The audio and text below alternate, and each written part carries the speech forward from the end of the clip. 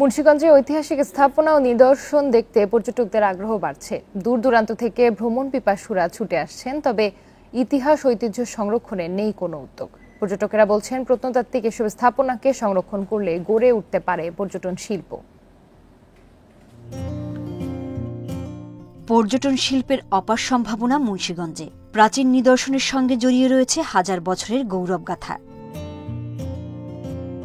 সুলতানি যুগের বাবা আদম শাহী মসজিদ, মুঘল যুগের মীর কাদিমপুল ইন্দ্রাকপুর দুর্গ অন্যতম নিদর্শন।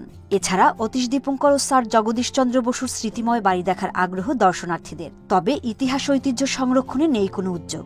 আসলে কোনো পার্ক নাই, খেলার মাঠ নাই, পরিবার পরিজন নিয়ে ঘুরতে যাওয়ার মতো কোনো জায়গা নাই। ভিতরের যে পরিবেশটা এটা একটু ডেভেলপ করা উচিত।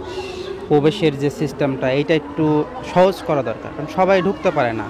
দর্শনীয় জায়গা রক্ষণাবেক্ষণ এবং পর্যটন কেন্দ্র গড়ে তোলা হলে অর্থনৈতিক সমৃদ্ধিও বাড়বে বলে মনে করছেন স্থানীয়রা। নতুনভাবে সাজসজ্জা করে এটা যদি নেটে ছড়ায় দেওয়া যায়, বাংলাদেশ সরকার যদি এটা উদ্যোগ হাতে নেয়, অবশ্যই এটা রত্ননগরী মুন্সিগঞ্জ জেলা একটা পর্যটক নগরী হিসাবে স্বীকৃতি লাভ করতে পারে। কার্যকর উদ্যোগ নিলে একদিকে যেমন মানুষের ঐতিহাসিক জায়গা দেখার চাহিদা মিটবে, অন্যদিকে রাজস্ব আয় হবে সরকারের। এগুলার যদি যথাযথভাবে রক্ষণাবেক্ষণ বা যথাযথভাবে উপস্থাপন করা হয়, তাহলে যেমন আমাদের শিক্ষার্থীরা এই সম্পর্কে অনেক জানতে পারবে। প্রত্নতাত্ত্বিক সম্পদ সংরক্ষণ ও জাদুঘর নির্মাণ সহ নানা উদ্যোগের কথা জানিয়েছেন জেলা প্রশাসক।